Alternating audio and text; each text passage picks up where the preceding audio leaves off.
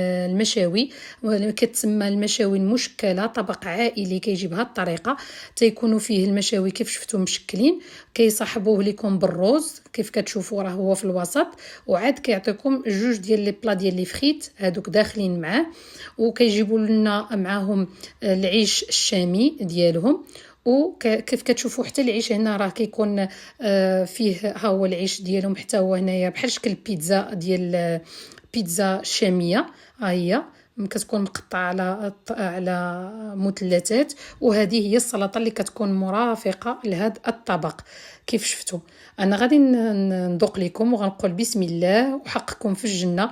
وفعلا كان طبق لذيذ، كتاكلوا بهذه الطريقه، كتاخذوا الخبز ديالهم الشامي، كتعملوا فيه واحد القطعه ديال اللحم، وكتعملوه في هذيك السلطه، وكتاكلوا بالصحه والراحه. فعلا طبق لذيذ.